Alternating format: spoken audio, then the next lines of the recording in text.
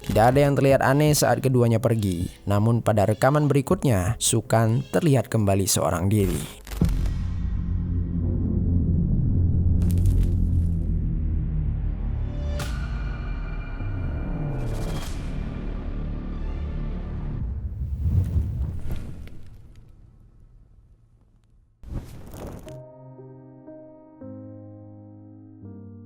Halo pendengar kisah, selamat datang kembali di channel ini, tempat di mana kita akan membahas kisah-kisah kriminal nyata yang terjadi di seluruh dunia. Aku doakan semoga kalian semua yang sedang menonton video ini dalam keadaan sehat walafiat dan dijauhkan dari mara bahaya.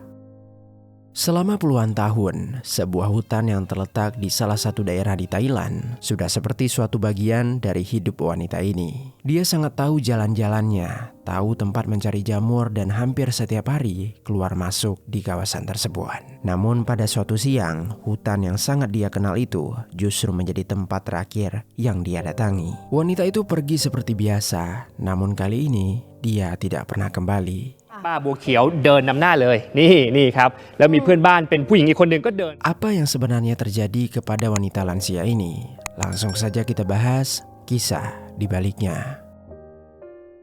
Bua Kiau Pian Kit atau yang lebih akrab dipanggil Bua Kiau adalah wanita berusia 63 tahun yang tinggal di Ban Papau, sebuah desa kecil di Provinsi Chiang Rai, Thailand. Desa tempat dia tinggal dikelilingi hutan dan perbukitan. Sebagian besar warga mengandalkan hasil bumi dan hutan untuk memenuhi kebutuhan hidup mereka. Begitu juga dengan Bua Kiau, dia sudah puluhan tahun keluar masuk hutan untuk mencari jamur liar, terutama ketika musim hujan tiba. Bagi Bua Kiau, hutan bukanlah tempat asing. Dia sudah hafal jalan-jalan setapak di sana dan tahu di mana biasanya jamur itu tumbuh. Bua Kiau sebenarnya tidak hidup seorang diri. Dia masih memiliki seorang suami dan beberapa anak. Hanya saja anak-anaknya ini sudah tidak tinggal lagi bersama mereka karena telah memiliki keluarga mereka masing-masing. Oleh sebab itu, dalam kesehariannya Bua Kiau lebih sering menjalani aktivitas bersama sang suami. Meski begitu, Bua Kiau tetap dikenal sebagai perempuan yang mandiri dan terbiasa pergi ke hutan untuk mencari jamur sebagai salah satu cara menambah penghasilan keluarga. Meski kehidupannya sederhana, Bua Kiau dikenal cukup mapan dibandingkan sebagian tetangganya. Bertahun-tahun bekerja membuat dia memiliki sejumlah tabungan. Dia juga selalu mengenakan sebuah kalung emas yang tidak pernah dia lepas dari lehernya, bahkan saat dia pergi ke hutan pun. Bua Kiau juga memiliki kebiasaan membawa uang pribadi dalam jumlah yang cukup banyak jika dia pergi keluar rumah, khususnya ketika mencari jamur di hutan. Biasanya uang itu akan dia letakkan dalam tas pinggang miliknya. Lalu disinilah sosok Sukan mulai masuk ke dalam cerita ini. Perempuan yang biasa dipanggil oleh warga dengan nama Pakan merupakan salah satu sahabat terdekat Bua Kiau. Keduanya sudah saling mengenal dan cukup sering menghabiskan waktu bersama, termasuk pergi mencari jamur ke hutan. Namun di balik kedekatan itu, Sukan ternyata sedang menghadapi masalah keuangan yang sangat berat. Dia kecanduan berjudi. Uang yang seharusnya digunakan untuk kebutuhan sehari-hari justru habis di meja judi. Setiap kali kalah, Sukan kembali berjudi dengan harapan bisa menutupi kerugian sebelumnya. Namun yang terjadi justru sebaliknya. Utangnya semakin menumpuk sementara beberapa tetangga mulai mengetahui masalah yang sedang dia hadapi. Sampai suatu ketika, Sukan datang ke rumah Bua Kiau untuk mengobrol seperti biasa. Mereka membicarakan berbagai hal termasuk perkebunan di desa tetangga dan hasil mencari jamur. Namun di tengah percakapan itu, perhatian Sukan justru tertuju pada kalung emas yang dikenakan Bua Kiau. Sebelum akhirnya Sukan bertanya pada Bua Kiau tentang dari mana dia bisa menabung sehingga hasil tabungannya itu sudah cukup banyak. Lalu dijawab dengan jelas dan tenang oleh Bua Kiau tanpa sadar bahwa Bua Kiau telah banyak memberikan informasi mengenai jumlah tabungannya, kebiasaannya dalam membawa uang tunai ketika keluar rumah, dan di mana dia meletakkannya. Percakapan itu kembali berlanjut sampai ketika Sukan mengatakan sesuatu dengan ragu. Dia ingin meminjam uang pada Buah Kiau dengan suara yang cukup pelan. Karena merasa kasihan dan juga merasa sangat dekat dengan Sukan, Buah Kiau pun tanpa pikir panjang memilih untuk meminjamkan Sukan uang. Sukan saat itu merasa tak enak hati, namun Buah Kiau menenangkannya dengan berkata bahwa dia masih mendapatkan kiriman dari anaknya sebesar 2.000 bat untuk biaya hidupnya. Jadi Sukan tak perlu khawatir apabila ingin meminjam uang padanya. Sukan pun mengucapkan terima kasih sambil berjanji kalau dia akan melunasi uang itu segera mungkin. Tetapi janji itu tidak pernah kunjung ditepati. Singkat cerita, pada siang hari tanggal 28 Mei 2026, seperti hari-hari sebelumnya, Buah Kiau bangun pagi seperti biasa. Namun kali ini dia baru bersiap pergi ke hutan untuk mencari jamur liar menjelang tengah hari. Dia memakai tas pinggang yang telah berisi dengan uang. Dia menyiapkan keranjang anyamannya dan mengenakan topi sebelum melangkah keluar rumah. Uang tunai yang dibawa oleh Buah Kiau merupakan uang pemberian anaknya yang akan dia gunakan untuk membeli keperluan rumah tangga nanti setelah dia kembali. Hutan di sekitar Ban Papao memang dikenal memiliki banyak jamur liar, namun lokasinya cukup jauh dari permukiman. Untuk sampai di sana, warga harus berjalan cukup jauh masuk ke dalam hutan. Bagi orang-orang yang sudah terbiasa, medan seperti ini bukanlah suatu masalah. Meski terkadang jalurnya menanjak dan berbatu, perjalanan itu tetap bisa mereka lalui. Saat hendak pergi bekerja, di pinggir jalan kampung tersebut, Buah Kiau bertemu dengan Sukan. Kebetulan saat itu Sukan juga hendak pergi mencari jamur di hutan yang sama. Tidak ada yang terlihat aneh dari pertemuan itu. Keduanya memang sudah lama akrab dan cukup sering pergi mencari jamur bersama. Buah Kiau kemudian mengajak Sukan berjalan bersama menuju hutan. Dia sama sekali tidak menaruh curiga kepada sahabatnya itu. Di sepanjang perjalanan, keduanya masih berbicara seperti biasa. Mereka bertukar cerita dan sesekali berhenti untuk memeriksa rumpun-rumpun kecil di bawah pepohonan. Mereka berharap menemukan jamur yang tumbuh subur setelah hujan turun selama beberapa hari terakhir. Namun di balik obrolan santai itu, pikiran Sukan sebenarnya sedang dipenuhi sesuatu. Bayang-bayang tentang utang yang tak kunjung selesai terus menghantuinya. Malam sebelumnya, Sukan bahkan baru saja meminjam uang tunai karena dirinya benar-benar tidak memiliki uang. Di saat yang sama, tekanan dari pihak-pihak yang menagih utangnya membuat Sukan merasa seolah dia sudah tidak lagi memiliki jalan keluar. Dalam kondisi terdesak, pikirannya perlahan mengarah pada sebuah rencana yang jauh lebih buruk. Ajakan untuk pergi ke hutan bersama Buah Kiau pada siang itu ternyata sudah dia rencanakan sebagai kesempatan untuk menjalankan misi. Semakin jauh mereka berjalan, jalan setapak yang dilalui semakin sempit. Pepohonan besar mulai menutupi sebagian besar cahaya matahari. Hingga akhirnya mereka tiba di bagian hutan yang jauh dari siapapun. Di tempat itulah Sukan melihat kesempatan yang selama ini telah dia tunggu. Di momen itu, Buah Kiau sedang berjongkok memeriksa rumpun jamur di bawah pepohonan. Dia sama sekali tidak menyadari kalau Sukan perlahan mendekat dari belakang. Tanpa suara, di saat itulah Sukan mengeluarkan sebilah pisau yang cukup tajam yang sejak tadi dia sembunyikan dari balik pakaiannya.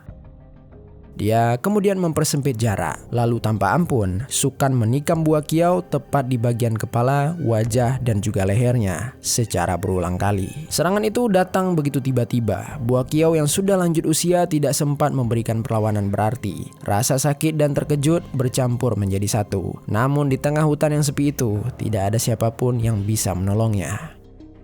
Tubuh Buah Kiau akhirnya terjatuh ke atas tanah. Darah mengalir deras dari luka-luka di bagian kepala dan juga wajah. Namun di samping itu Sukan belum berhenti. Dia kembali membacok Buah Kiau dan kali ini di bagian tubuhnya. Serangan tersebut membuat luka yang dialami Buah Kiau menjadi sangat parah. Buah Kiau mengalami pendarahan yang cukup hebat. Dan beberapa detik kemudian, ketika Buah Kiau tak lagi kuat menahan rasa sakit itu, Buah Kiau pun mengembuskan nafas terakhirnya. Menyadari korban tak lagi bergerak, Sukan memeriksa denyut nadi Buah Kiau. Dia memastikan apakah sahabatnya itu benar-benar tak lagi bernyawa. Hutan yang sebelumnya tenang kini menjadi saksi bisu atas pengeksekusian yang tidak pernah dibayangkan. Beberapa detik kemudian Sukan berdiri mematung. Nafasnya memburu seolah emosi yang dia rasakan membuat dia sulit berpikir jernih. Sukan lalu bergerak untuk melepas paksa kalung emas yang melingkar di leher Buah Kiau. Satu-satunya perhiasan berharga yang selama bertahun-tahun tak pernah dia lepaskan. Namun ketika dia melihat ke arah tas pinggang yang Buah Kiau bawa, Sukan mengingat kalau Buah Kiau pernah mengatakan kalau dia selalu membawa uang tunai di dalam tas pinggang tersebut. Jadilah Sukan juga menggeledah tas pinggang tersebut. Dia melempar kartu identitas Buah Kiau ketika melihat uang tunai sebesar 2000 baht yang ada di sana, dan dia langsung mengambilnya tanpa pikir panjang. Sukan meninggalkan tas pinggang Buah Kiau begitu saja setelah mendapatkan uang tunai tersebut. Sesudah itu Sukan langsung meninggalkan jasad Buah Kiau dengan pergi begitu saja dari hutan tersebut. Di sisi lain, hari itu berlalu tanpa ada yang menyadari apa yang sebenarnya terjadi di dalam hutan. Aktivitas desa tetap berjalan seperti biasa. Warga sibuk dengan pekerjaan mereka masing-masing, tak ada firasat atau kegelisahan yang dirasakan siapapun. Namun ketika senja mulai turun dan langit perlahan berubah gelap, Buah Kiau tak kunjung pulang ke rumahnya. Barulah kejanggalan itu mulai dirasakan oleh orang-orang yang ada di sekitarnya, khususnya sang suami. Kegelisahan itu semakin menjadi ketika beberapa saudara mencoba mendatangi rumah panggung Buah Kiau, di mana mereka mendapati kalau suami Buah Kiau yang ada di sana turut merasa bingung dan khawatir karena Buah Kiau belum juga kembali. Bahkan keranjang cadangan yang biasa dia tinggalkan di rumah masih berada di tempat. Tak terdapat jamur-jamur hasil memetik hari itu, pertanda dia belum sempat pulang sejak siang. Dari situ rasa cemas pun berubah menjadi kepanikan sebab memang tidak biasanya Buah Kiau pergi selama itu tanpa kabar, apalagi hanya untuk mencari jamur yang biasanya tidak memakan waktu terlalu lama. Kabar mengenai hilangnya Buah Kiau kemudian disampaikan kepada Kepala Desa Ban Papau. Kepala desa segera memberi kabar itu melalui sebuah grup lain komunitas warga. Tujuannya agar warga diminta untuk bisa ikut membantu pencarian sebelum malam semakin larut. Tak lama kemudian, warga yang terbiasa menyusuri hutan pada malam hari mulai berkumpul. Mereka bergerak bersama ke hutan tempat Buah Kiau biasanya mencari jamur. Nama Buah Kiau terus dipanggil di tengah hutan yang semakin gelap. Pencarian yang dipenuhi kecemasan itu akhirnya membuahkan hasil. Namun hasilnya justru menjadi sesuatu yang tidak mereka bayangkan. Di tengah rimbunnya pepohonan Ban Papau, warga menemukan tubuh Buah Kiau. Dia sudah tak lagi bernyawa. Tubuhnya penuh dengan luka dan tergeletak di antara semak-semak. Sementara kalung emas dan uang tunai miliknya sudah menghilang. Pemandangan tersebut tentu sangat mengguncang siapapun yang menemukannya. Setelah kabar penemuan jasad Buah Kiau sampai kepada pihak kepolisian, petugas segera bergerak ke lokasi kejadian di dalam hutan Ban Papau. Malam itu juga, tim identifikasi dan forensik mengamankan lokasi dan mulai melakukan olah TKP. Namun, penyelidikan tidak mudah. Lokasi kejadian berada jauh dari pemukiman, sulit dijangkau, dan tidak memiliki kamera CCTV maupun saksi mata yang melihat langsung. Karena itu, penyidik harus mengandalkan jejak dan barang bukti yang ditinggalkan di sekitaran lokasi. Salah satu barang bukti yang ditemukan, ternyata pelaku lupa membawa pisau yang dia gunakan untuk mengeksekusi korban. Pisau itu segera diamankan. Selain itu, petunjuk penting lainnya juga datang dari luar hutan. Polisi memeriksa rekaman kamera pengawas yang berada di dekat pintu masuk kampung. Dari rekaman tersebut, Buah Kiau terlihat berjalan menuju hutan bersama Sukan. Tidak ada yang terlihat aneh saat keduanya pergi. Namun pada rekaman berikutnya, Sukan terlihat kembali seorang diri. Bagi penyidik, rekaman ini menjadi petunjuk penting. Meski belum membuktikan apa yang terjadi di dalam hutan, setidaknya rekaman tersebut menunjukkan kalau Sukan adalah orang yang terakhir bersama Buah Kiau. Pisau yang sebelumnya telah ditemukan langsung diperiksa lebih lanjut. Dari gagang dan bilah pisau itu, penyidik juga menemukan sampel DNA. Tak lama kemudian, temuan lain juga ditemukan oleh polisi, yaitu tas milik Buah Kiau dalam keadaan yang telah kosong. Di sana hanya terdapat kartu identitas korban, tetapi uang tunai dan kalung emasnya sudah tidak ada. Sementara menunggu hasil forensik, penyidik mulai menggali keterangan dari para warga. Penyidik menanyakan kebiasaan sehari-hari korban kepada keluarga, terutama suami Buah Kiau. Mereka mencari tahu siapa orang-orang yang paling dekat dengan Buah Kiau, siapa yang terakhir melihatnya, dan apakah korban pernah memiliki masalah dengan seseorang. Dari keterangan warga, satu nama kembali muncul, yaitu Sukan. Dia bukan hanya sering pergi ke hutan bersama Buah Kiau, tetapi juga dikenal sebagai salah satu sahabat terdekatnya. Penyidik langsung menelusuri pergerakan Sukan pada hari kejadian. Beberapa warga mengaku melihat Sukan keluar dari area hutan menuju jalan utama pada siang hari. Keterangan ini semakin memperkuat kecurigaan terhadapnya, namun penyidik masih menunggu satu bukti yang bisa memberikan jawaban yang lebih kuat, yaitu hasil analisis DNA yang terdapat di gagang pisau. Setelah melalui beberapa proses, hasilnya kembali mengarah kepada Sukan. DNA yang ada pada pisau itu cocok dengan dirinya. Polisi segera menangkap Sukan sebagai tersangka utama dalam pembunuhan Bua Kiau. Kabar ini sontak mengejutkan warga Ban Papau, sebab selama ini mereka mengenal Sukan dan Bua Kiau sebagai dua sahabat yang sangat dekat. Namun meski bukti mulai mengarah kepadanya, Sukan tetap membantah. Dia berulang kali menyatakan kalau dirinya tidak melakukan pembunuhan itu. Karena tidak mendapatkan pengakuan dari Sukan, penyidik harus kembali memperkuat seluruh rangkaian bukti yang sudah mereka miliki. Dan ternyata masih ada petunjuk lain yang mulai mengungkap kemungkinan motif di balik pembunuhan ini. Setelah penangkapan Sukan, warga mulai menyadari adanya perubahan yang cukup mencolok. Sukan tiba-tiba mampu melunasi utang dalam jumlah besar, padahal utangnya sudah lama menumpuk akibat kebiasaan berjudi. Selama bertahun-tahun dia bahkan tidak mampu melunasinya. Karena itu, perubahan kondisi keuangannya secara tiba-tiba mulai menimbulkan pertanyaan. Polisi lalu menelusuri sumber uang yang digunakan Sukan untuk membayar utang-utangnya itu. Mereka membandingkan jumlah utang yang dilunasi dengan perkiraan nilai tabungan dan barang berharga milik Bua Kiau. Hasilnya semakin menguatkan dugaan bahwa uang tersebut bukan berasal dari penghasilannya sendiri. Dan disinilah motif pembunuhan mulai terlihat. Penyidik menduga tekanan utang akibat judi yang sudah tidak tertahankan mendorong Sukan mengincar tabungan dan kalung emas milik sahabatnya itu.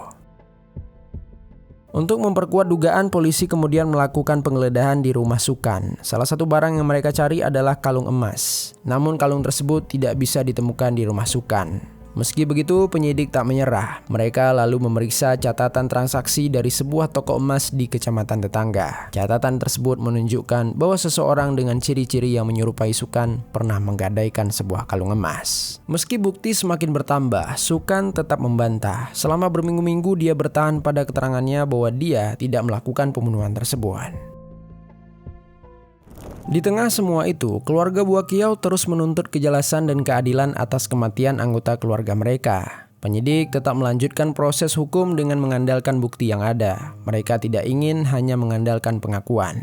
Selama berada di dalam tahanan, tekanan yang dihadapi Sukan perlahan mulai meruntuhkan pertahanannya. Sampailah di tanggal 8 Agustus 2026, Sukan kembali menjalani interogasi oleh penyidik di dalam penjara. Dan kali ini Sukan akhirnya mengakui seluruh perbuatannya. Dia mulai membongkar sendiri bagaimana kronologi detail terkait pembunuhan tersebut. Sampai saat video ini dibuat, proses hukum terhadap Sukan masih berjalan. Berdasarkan Kitab Undang-Undang Hukum Pidana Thailand, Pasal 289, hukuman utama yang ditetapkan untuk pembunuhan berencana atau pembunuhan dengan pemberatan adalah hukuman mati. Namun semua hasil itu nanti akan diputuskan di pengadilan. Dari kisah Bua Kiau ini ada beberapa hal yang patut kita renungkan. Seberapapun dekat kita dengan seseorang, tetaplah penting untuk berhati-hati ketika membicarakan kondisi keuangan, jumlah tabungan, ataupun tempat di mana kita menyimpan harta. Bukan berarti kita harus selalu curiga kepada orang-orang terdekat, tetapi kita juga tidak pernah benar-benar tahu bagaimana seseorang akan menggunakan informasi yang kita berikan. Di sisi lain, kisah ini juga menunjukkan bagaimana masalah judi dan utang yang dibiarkan terus berkembang bisa membawa seseorang ke keputusan yang bisa merenggut nyawa. Dan pada akhirnya tidak ada uang ataupun harta yang sebanding dengan nyawa manusia. Harta bisa dicari kembali, uang bisa diganti, tetapi ketika satu nyawa hilang, semuanya sudah terlambat. Semoga kisah ini menjadi pengingat untuk lebih berhati-hati menjaga informasi pribadi, sekaligus tidak pernah menganggap remeh masalah keuangan sebelum semuanya berkembang terlalu jauh. Sekian kisah hari ini, mudah-mudahan ada pelajaran baik yang dapat kita ambil. pendengar kisah. Sebelum kita lanjut, kami mau rekomendasiin salah satu produk yang bisa kalian beli di fitur belanja di bawah. Ancient Electric Saver, alat cukur yang paling banyak diincar para pria. Dengan ukurannya yang mini bikin gampang untuk dibawa kemana-mana. Desain cukurnya juga sudah memiliki teknologi ultra thin serta double ring. Dapat mengikuti bentuk wajah, sehingga mudah diaplikasikan ke bagian yang sulit dijangkau. Bagian kepala dari alat ini bisa langsung dicopot karena memakai magnet dan sudah waterproof juga. Jadi aman jika langsung dicuci pakai air. Kalau kalian tertarik dengan produk ini, langsung klik link yang ada di bawah.